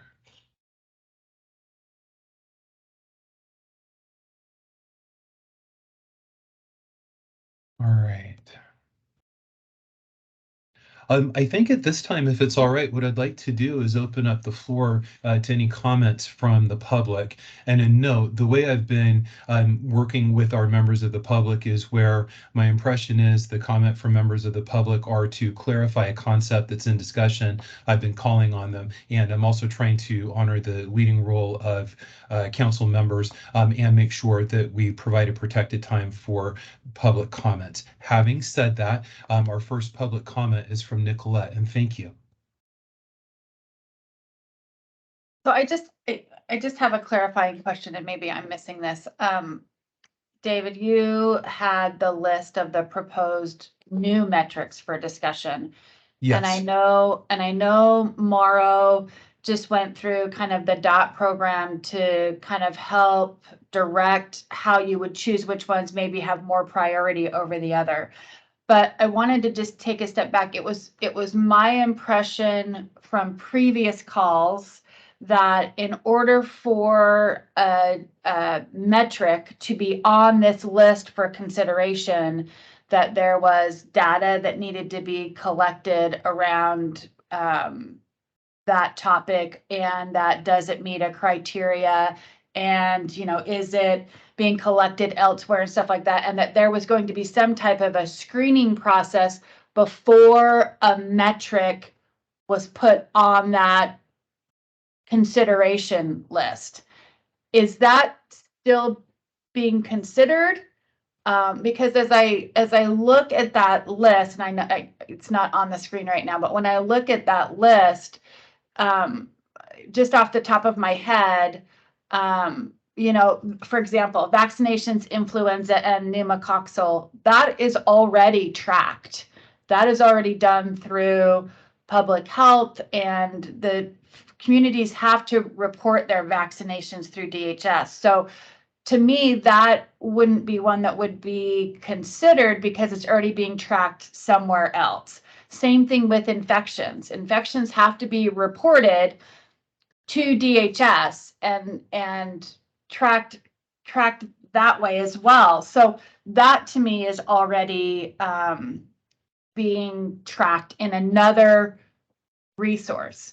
As you mentioned, David, earlier, staffing and census data is also being tracked through DHS right now. And so I look at some of these, and I want to stay true to the statutes that very clearly state that we should be utilizing existing data reporting systems for residential care so that this does not become duplicative work. And when I look at this list, I see, 3 or 4 things that are already being measured in another way. I also look at, again, in the statute, it very clearly states that these metrics are supposed to be metrics that reflect and promote quality care. I don't quite see how percentage of rate increases in the past year directly reflects quality care.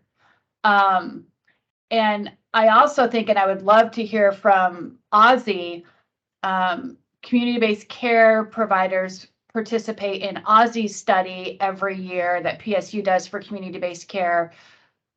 Potentially some of these things like resident to resident bullying, could be something that would be maybe better measured under the PSU study than under a technical quality metric. And so I guess I bring that up because I'm wondering, this list of metrics that's out there, is there some type of initial screening criteria that is going through just kind of black and white? No, this is done somewhere else. No, this could be done somewhere else.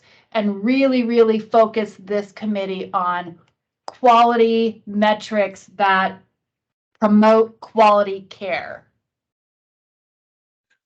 Well, Nicolette, I mean, I think that's the conversation to be had. At the last meeting, what we were trying to do was, my recollection was we were envisioning a two-tiered review process. And again, the first tier of review was actually making the proposal. And we set forth the criteria for evaluating new metrics, and the council requested that any proposals for new metrics come in with as many answers to those criteria for considering new metrics as possible. That first tier of presentation in writing to council members was not intended to be a deep dive, but was intended to be a general sort of overview that would prepare the group for a deeper dive as we moved into the dot voting system that Mauro ran us through.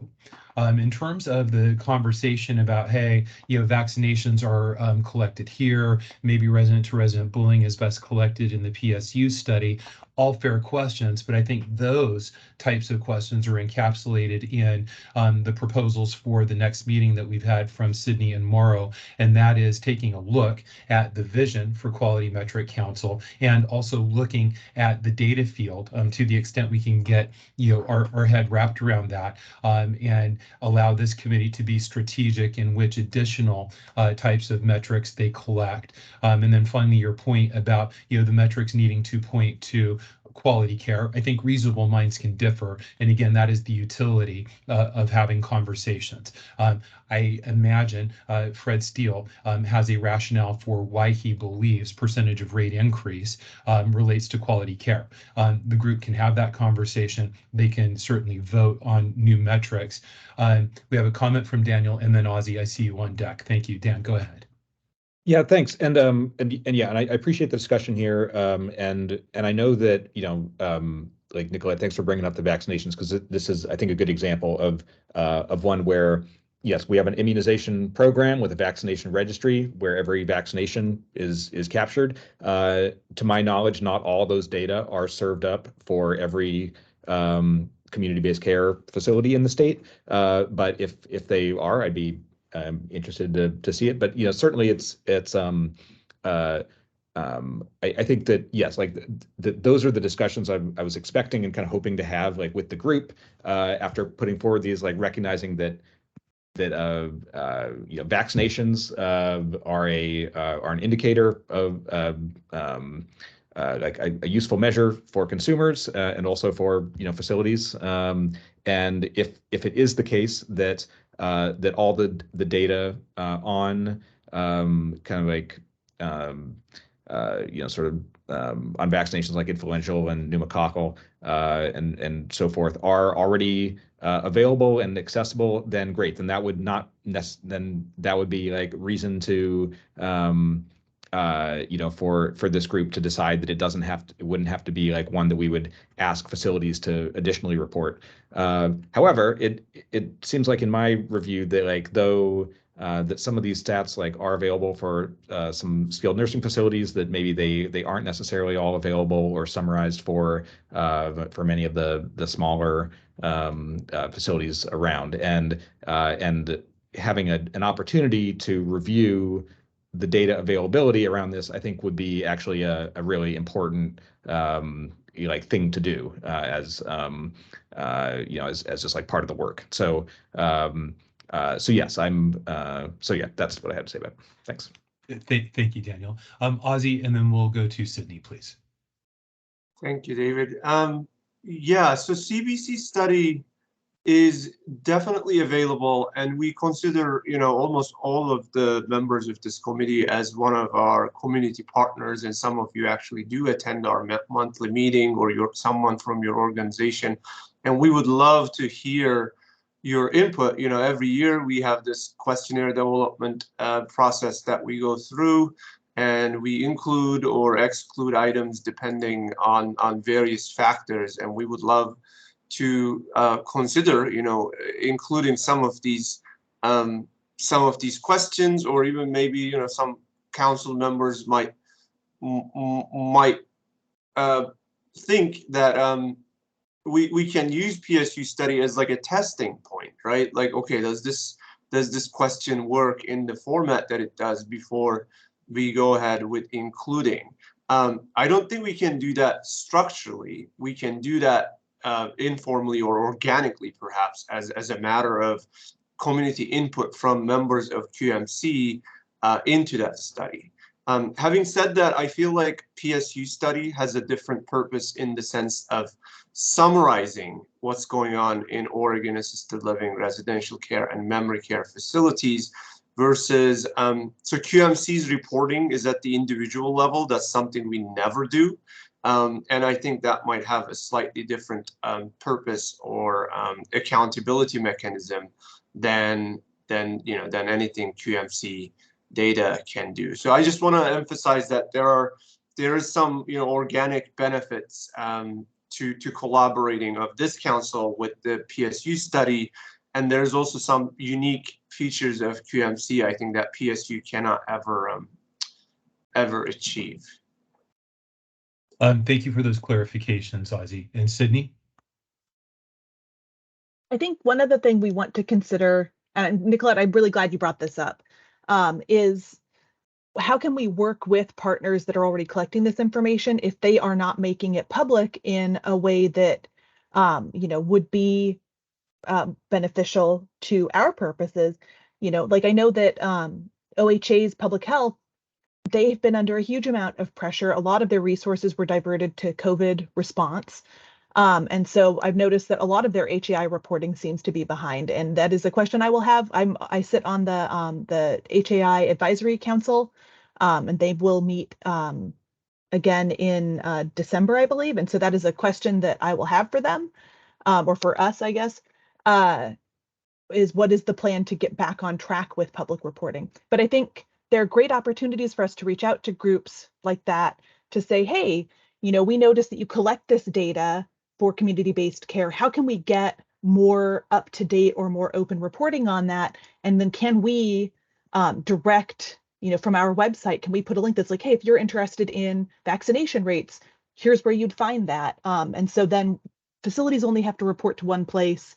Only one part of state government has to prepare that data, but members of the public can find it in the moment that they need it because we are taking the time to figure out how to make those cross connections and cross links. That would be ideal to me. Thank you, Sydney. The other thing I will mention, and I do so cautiously, is there are other bodies doing related work. Two projects that come to mind that in the Venn diagram of our work overlap with Quality Measurement Council, and that is the Quality Care Fund and the Long-Term Care Quality Steering Committee. Forgive the alphabet soup, but the reason I mention the Quality Care Fund is there. First of all, the grant making process through the Quality Care Fund, for those of you who are not familiar with the fund, that is the place where civil monetary penalties go. And then those funds are available to improve the quality of care. As I understand it, and again, I'm still relatively new to the material and others in attendance may have additional detail, but as I understand it, the Long-Term Care Steering Committee had a role in reviewing those applications and forwarding them to a smaller leadership committee to determine which projects were funded by the Quality Care Fund. where I'm going with all of this is, there are all kinds of opportunities for the Quality Measurement Council, our group, to do its work, but be informed by other projects that are going on. It may be as that granting process for the Quality Care Fund is re-enlivened and clarified with a clarified vision, an application process, that we may see ideas put forward to create some kind of quality care dashboard, or perhaps seek grant funding for more robust data collection systems within community-based care. Right now, that is all speculation, but what I am attempting to do is give people a sense of sort of the broader field that we're working in. I think this council will be most effective the more they understand what related groups are doing, and I'm working diligently to collect that information and report it back to this group. So any decisions you make about changing metrics or adding metrics are informed by the larger field of what other data is being collected and in what form it may be available to our two target audiences, consumers and long-term care providers.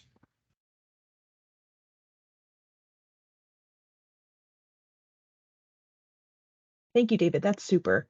Sure. Council, we're at 11:42. Here's my thought at this point. We should review the business that we've accomplished today to make sure that we have a shared understanding. And let's clarify what we'd like to do for our next meeting. I still have a few questions, so I will do my best to talk through it.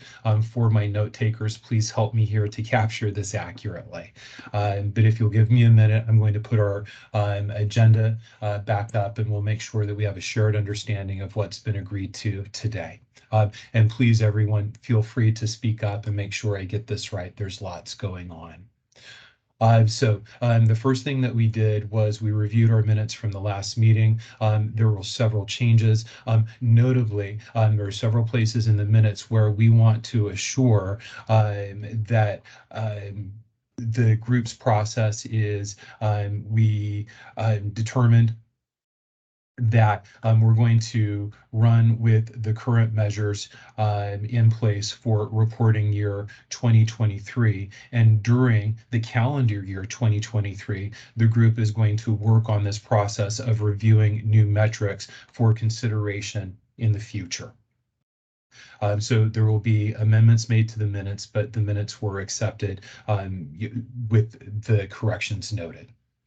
The next thing that we did was we voted on our measurement intervals for calendar year 2023. And again, I'll include a summary table in the minutes for today's meeting. But essentially what the group determined was to run with the existing 5 metrics for the measurement periods that were articulated for 2019. And just to be very careful here, for staff retention, we'll collect data for a full year. For staff training, we'll collect data for a full year. And again, full year in 2023. Non-standard use of antipsychotic medications, we will collect data in 2023 for 1 month, the month of October.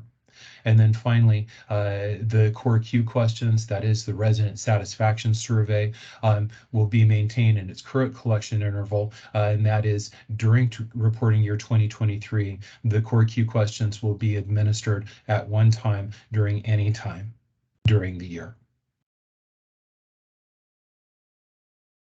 Giving people a minute to process that and offer amendments or comments if they have any. All right. I feel like I had something on the tip of my tongue and it's disappeared, but we'll get to it. I'm looking forward to our next meeting. Excuse me, I'm going to turn to a calendar. So I'm going to make recommendations to the council. While our habit has been to meet on the 3rd Thursday of the month in November. That falls on Thursday, November 17th.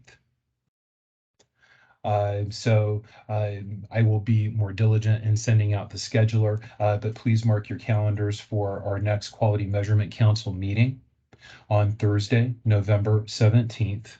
And this is where I need some feedback from the group.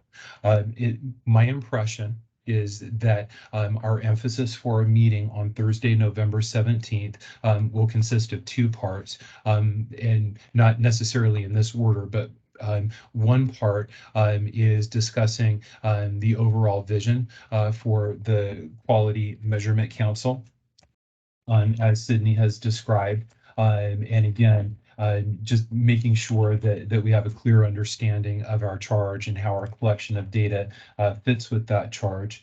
And then the second portion would be what I will call a data field review. And that is doing our best to come prepared with our different data sources and understand where. So we've got a list of proposed metrics on the screen. With emphasis on this particular metrics, it would be helpful if the group could inform, is the data being collected by another group? Identify that group. Let's find out what form that data is in. Is it up to date? Is it available to the public? That will allow us to maybe identify gaps in the data field that the Quality Measurement Council hopes to broadcast for dual constituencies, consumers, and long-term care providers. And then that would put us in a position for the December meeting to engage in the dot voting process that Mauro sketched out for us today. I'm going to pause. Mauro, go ahead and thank you. I just realized I'm muted. I was just going to suggest maybe for that part of the discussion, wondering if it might be helpful to recirculate the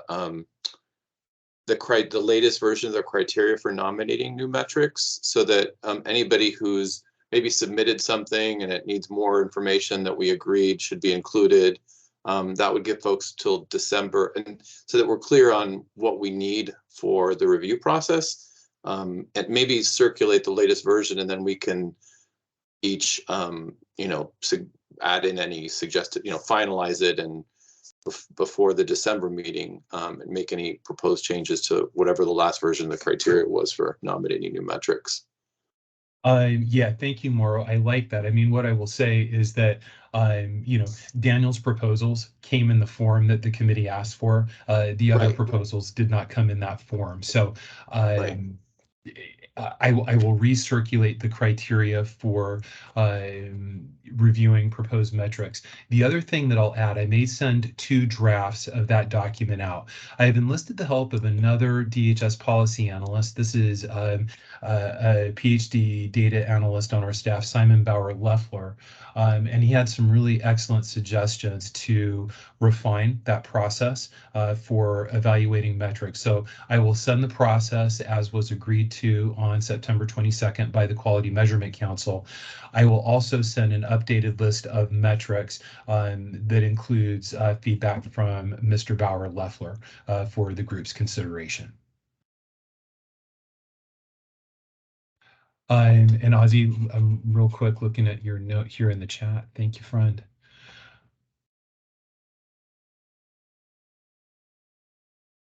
So Ozzy asked if I could provide a description of the Rules Advisory Committee process and timeline in the form of something like, if you'd like to adopt Measure X by this date, the council would need to adopt it by that date. And I think that's something that Lynn and I can pull together. Lynn, I see on the screen, is that something we can describe for the committee? Excellent, thank you. We can just, do that in writing. Sorry, David, this is Mauro again. I thought just to that point, I mean, I'm thinking that might be helpful, and this might be, I don't know if it could be done by the next meeting, having kind of a timeline for the year for the committee too, as we're going into planning. What has to happen when, for whether it's training or, guidelines and reports, just having some kind of calendar with what we know has to happen throughout the year would be helpful as we go into that. I'm half a step ahead of you, Mauro. Okay. That is in draft form, and yes, I will circulate that to the group. Excuse me, I didn't have time to complete that calendar, but that would be a valuable tool for this group, and we will get it to you. Thank you for that great suggestion. Our next meeting we will hold virtually. It will be the two components. Part one will be a clarification of vision process. Part two will be an evaluation of the data field. Moving forward to November, we will look at holding an in-person and hybrid meeting. By our next meeting, I'll hopefully have some venue options. I'm curious, quick straw poll. Yeah, do we want to meet closer? Is Tualatin or Portland more convenient for the group, or is Salem more convenient for the group? I'm guessing someplace nearer Portland is, just based on the preponderance of where our guests are from. But you want to put something in the chat, or just offer a quick comment, Portland or Salem? That will help me narrow the options for December.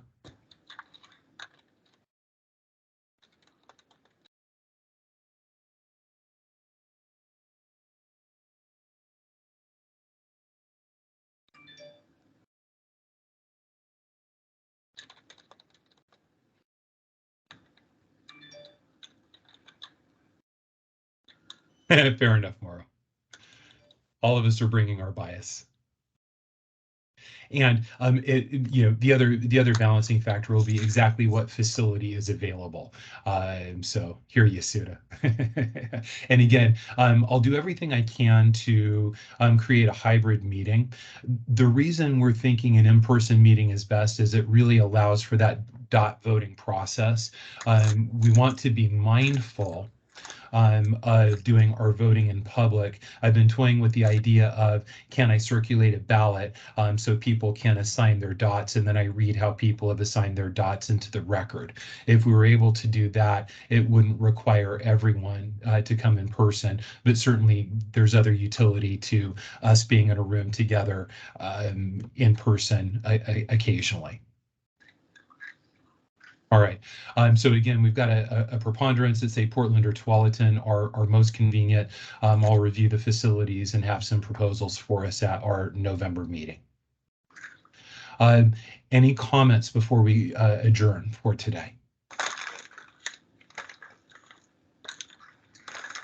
Folks, I really appreciate your engagement with the process, your patience with my learning curve, and the hard work that you're doing on behalf of Oregon's long-term care residents.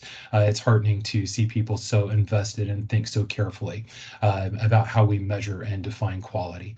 Thank you, everyone, for your time, and we'll be in touch soon. Until we meet again, take good care and reach out as needed. Thank you very much. Thank you. Thank you. Thank you, David. Thank you. Everyone. Yes, Bye. thank you, everyone. Bye.